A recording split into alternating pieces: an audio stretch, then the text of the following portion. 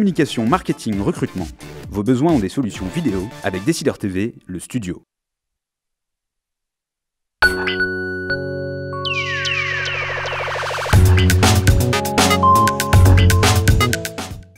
Bonjour et bienvenue à Décideur Politique, l'émission du JDD.fr et de Décideur TV. Nous recevons aujourd'hui Bruno Le Maire. Bonjour. Bonjour.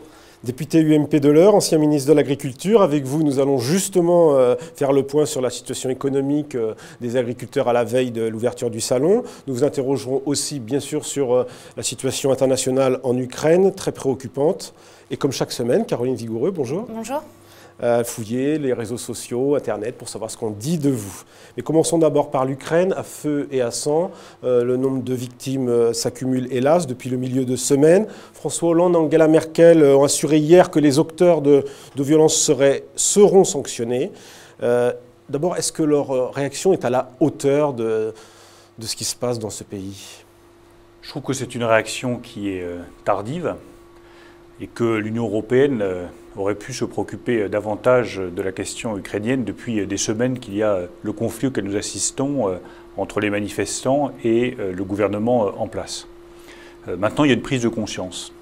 Et je crois que chacun voit bien que cette déstabilisation, ces violences en Ukraine, d'abord, elles soulèvent le cœur, et ensuite, elles posent un problème de stabilité politique et remettent en cause les intérêts européens. Donc il y a urgence à agir et agir fort.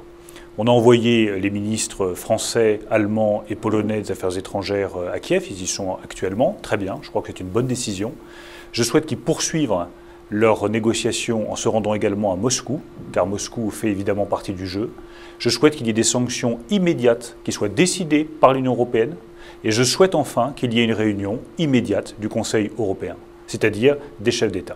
Est-ce que vous pensez que, vous dites qu'il faut aller à Moscou discuter, est-ce que vous pensez que les autorités françaises, pour le coup, s'y prennent bien avec Vladimir Poutine?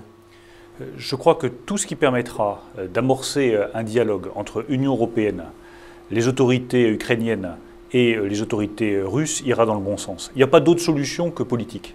Et la solution, elle passe sans doute par le départ du président ukrainien ou par la remise en jeu, en tout cas, de son mandat de président, avec des élections anticipées et la remise en cause d'une constitution qui a été écrite uniquement à sa mesure. C'est ça la solution politique. Et si on veut éviter de nouveaux drames, si on veut éviter de nouveaux morts, si on veut éviter le risque d'embrasement en Ukraine, il y a urgence à définir cette solution politique. Et ça passe, je le redis, par une pression politique majeure et par une très grande fermeté avec les autorités ukrainiennes. Seule la fermeté paiera. Et cette fermeté, elle doit avoir lieu au plus haut niveau, d'où ma demande d'un Conseil européen. C'est au niveau des chefs d'État qu'il faut marquer la pression de l'Europe sur l'Ukraine. Vous avez exprimé votre point de vue sur Twitter, mais finalement, on entend globalement assez peu les ténors de l'opposition s'exprimer sur la question. Est-ce que ça peut être, selon vous, parce que certains d'entre eux entretiennent des relations un peu privilégiées avec Vladimir Poutine? Non, je ne veux pas croire ça. Ce qui se passe en Ukraine, ça touche tout le monde. On est à 3 heures d'avion de Paris. C'est un pays qui est dans la proximité immédiate de l'Union européenne.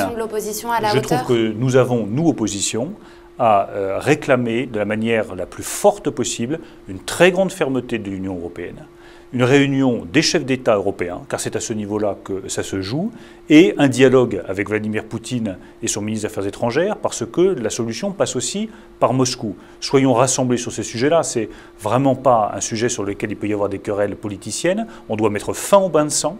On doit écarter le risque d'un vrai embrasement en Ukraine. Ça passe par le dialogue politique et ça passe surtout par une très grande fermeté politique. Que l'Union européenne apprenne la fermeté, ce n'est pas en règle générale son genre de beauté. Et pourtant, sur ce type d'affaires, il n'y a pas d'autre solution qu'une très grande fermeté politique. Alors revenons en France. Ce samedi s'ouvre à Paris le Salon de l'Agriculture. La FNSEA organise à la veille un événement dit États généraux de l'agriculture. Présenter un peu, c'est leur propre mot, comme la dernière chance. Est-ce qu'il faut toujours céder aux agriculteurs? On a l'impression que les pouvoirs passent et la grogne reste, alors qu'il y a certains secteurs, on le voit, qui marchent pas si mal que ça aussi. Vous savez, les agriculteurs, ils demandent une seule chose, c'est de la considération et qu'on leur laisse faire leur travail tranquille. Or, aujourd'hui, ils font l'objet de mépris, Très souvent, on méprise leur travail, on les rend responsables de tout ce qui arrive de mal dans le pays et on leur met des bâtons dans les roues. Moi, je souhaite... les agriculteurs, moi, j'estime qu'aujourd'hui, le gouvernement ne fait pas assez pour les agriculteurs, ne les considère pas assez, ne les aide pas assez dans leur travail.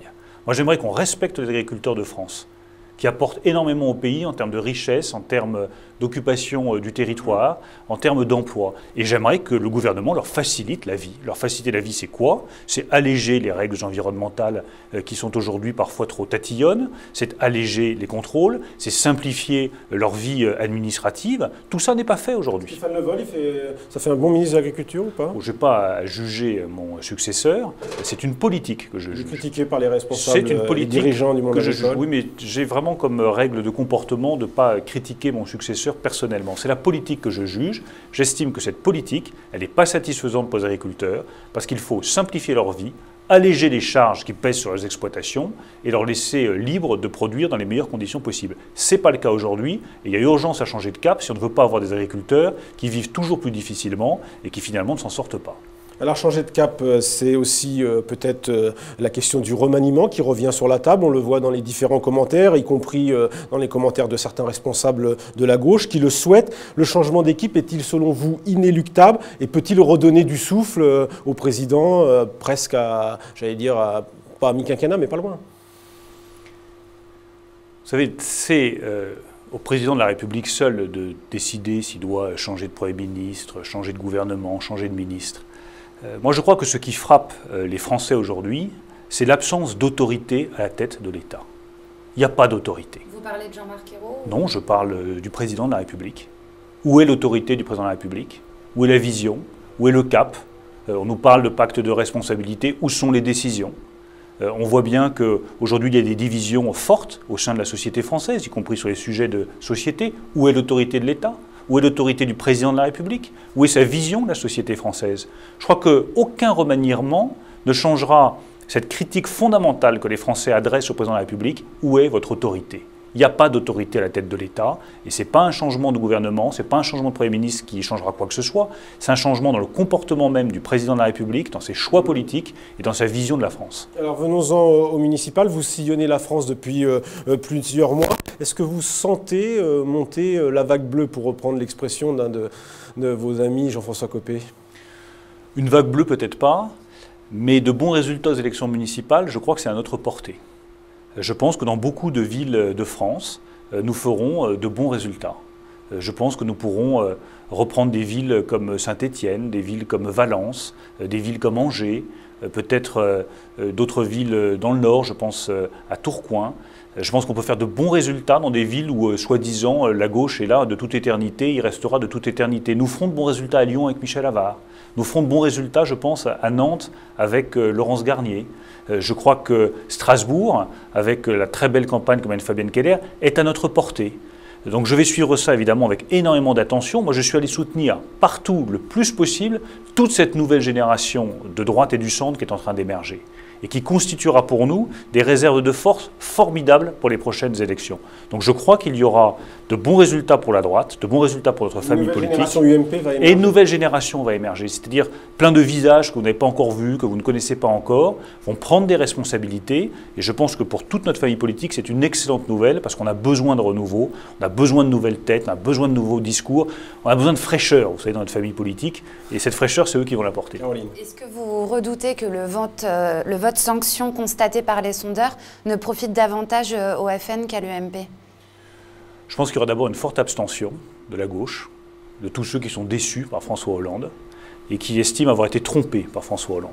Tous ceux qui ont cru à ses promesses sur le chômage, qui est toujours là, à ses promesses sur le pouvoir d'achat, qui se dégrade, tous ces gens-là n'iront pas voter. Ensuite, à nous de nous battre dans les 3 semaines qui restent pour que ce vote sanction, cette abstention, nous profite à nous, l'UMP et le centre. Moi, j'appelle simplement à faire campagne, à nous mobiliser sur le terrain. On a cette nouvelle génération, on doit l'aider, et au bout du compte, je pense qu'on fera un bon résultat. On connaît votre engagement européen très fort, qui vous donne cette identité parfois un peu singulière dans votre famille politique. Pourquoi vous n'êtes pas candidat au Parlement européen? Parce que je suis quelqu'un d'assez traditionnel dans mon approche de la politique. Je pense que quand on est élu à un endroit, on ne change pas d'endroit. Moi, je suis élu dans la première circonscription de l'Eure, je suis attaché à la Normandie, vous le savez, et donc je resterai élu de la première circonscription de l'Eure. Je pense que c'est très important de rester attaché à son territoire et de mériter la confiance de ceux qui vous ont élu.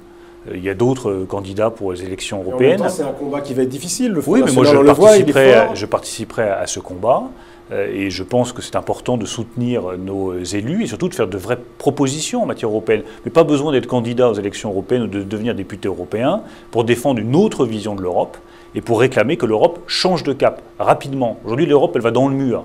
Elle ne présente aucune solution au problème des gens, ni sur le chômage, ni sur l'emploi, ni sur la formation, ni sur les jeunes qui désespèrent de l'Union européenne. À nous de dire, on va changer de cap, on va assumer une identité européenne avec des frontières définies. On arrêtera avec l'élargissement, on laissera la Turquie à côté de la construction européenne parce que la Turquie n'a pas vocation à rentrer dans l'Union européenne. On va privilégier la zone euro parce que c'est la zone euro qui est prioritaire aujourd'hui, les 18 membres de la zone euro. On va privilégier nos entreprises et enfin admettre que les contrats, c'est d'abord pour les entreprises européennes. Un discours européen clair, un discours européen fort, ça peut très bien être porté quand on est député national. Alors Caroline. Alors, un internaute nous a écrit, il estime qu'en 2017, vous feriez un bon Premier ministre de Nicolas Sarkozy. Qu'est-ce que vous pensez de son idée? Vous savez, toutes les idées sont les bienvenues. Mais je pense que ce n'est pas comme ça qu'on conduit un parcours politique. Moi, je défends une idée de renouveau complet.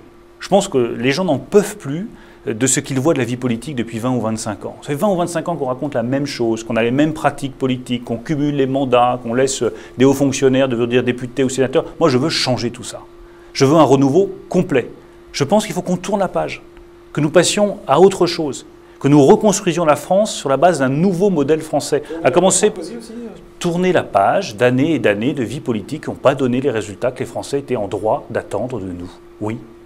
Oui, il faut tourner la page de 20 à 30 ans d'années politiques où le chômage est toujours resté à 10% ou autour de 10%. Tourner la page d'un fonctionnement politique où on cumule les mandats, où on peut rester haut fonctionnaire tout en devenant député, de droite comme de gauche. La France mérite, demande, appelle à passer à autre chose. Ben moi, ce que je veux porter, c'est ça. Ce renouveau auquel les Français aspirent, je veux l'exprimer, je veux le traduire en propositions, en actes. J'ai démissionné de la haute fonction publique, c'est un acte, façon de dire je ne veux plus de ces énarques qui restent députés ou sénateurs, et ensuite porter ce projet de renouveau devant les Français. Justement, plusieurs internautes estiment que vous feriez un bon représentant de l'UMP en 2017, mais se demandent finalement pourquoi vous n'officialisez pas votre candidature, comme l'a fait par exemple Xavier Bertrand. Pourquoi entretenir ce suspense qui n'en est pas un? C'est un bon feuilleton, il y a des épisodes. Donc là, pour l'instant, on est au début de la série. Il faut qu'il y ait des rebondissements, il faut qu'il y ait du suspense, il faut qu'il y ait de la tension. Finalement. Mais oui, on ne sait jamais comment ça va finir à la fin. Et c'est ça qui est formidable dans un bon feuilleton. On ne sait pas comment ça va finir. Simplement, le dernier épisode n'est pas bon si vous avez manqué les premiers. Aujourd'hui, le premier épisode, c'est les élections municipales. Le deuxième épisode sera le rassemblement de la droite et du centre, faire en sorte que nous restions unis. Le troisième épisode, ce sera les élections régionales, les élections sénatoriales. Et puis le dernier épisode, ce sera les primaires, parce que les primaires auront lieu, parce que ce sera un rendez-vous démocratique très important. Même si on sent bien que les sarkozystes ne sont pas très chauds pour qu'il y ait une primaire, et on entend Jean-Pierre Raffarin qui dit « s'il est loin devant, ce n'est pas la peine de faire une primaire ». Moi, je dis que les primaires auront lieu, parce qu'elles sont nécessaires pour que nous gagnions face à François Hollande. Et que moi, mon seul objectif, c'est que ma famille politique puisse proposer quelque chose de nouveau aux Français et en finir avec un pouvoir socialiste dont on a vu qu'il n'apportait pas les résultats que les Français étaient en droit d'attendre. Et la meilleure façon de mettre toutes les chances de notre côté de gagner les prochaines élections nationales, c'est qu'il y ait un processus serein, un processus démocratique, un processus responsable de sélection de notre candidat ou de notre candidate. Pourquoi pas? Et ça s'appelle les primaires. Donc je défendrai les primaires jusqu'au bout, quoi qu'il arrive, dans toutes les circonstances. Une question un peu plus personnelle. Plusieurs internautes vous décrivent sur le site du JDD comme étant beau parleur, je cite, mais se demandent si vous êtes vraiment sincère. Est-ce que vous comprenez cette interrogation? La sincérité, c'est les actes. Moi, quand je dis que je veux une nouvelle politique, je démissionne de la haute fonction publique, je renonce à mes privilèges, je renonce à l'emploi à vie, je renonce à tous les avantages dus aux fonctionnaires pour me consacrer à ma mission de député. Quand je dis que je suis contre le cumul des mandats, Je ne me présente pas, comme le font certains élus de gauche qui ont voté contre le cumul des mandats, mais qui se présentent à la tête d'une mairie. La sincérité, c'est les actes. Demandez aux paysans français ce qu'ils pensent de ma sincérité. Eux, ils ont vu les actes. Ils ont vu que je les défendais. Ils ont vu que j'étais prêt à prendre des coups à Bruxelles et ailleurs pour défendre leurs intérêts. La sincérité, c'est les actes. Je ne demande qu'une chose, c'est qu'on me juge à mes actes, rien d'autre. Merci Bruno Le Maire d'avoir répondu à nos questions et à la semaine prochaine pour une nouvelle édition de Décideurs politiques.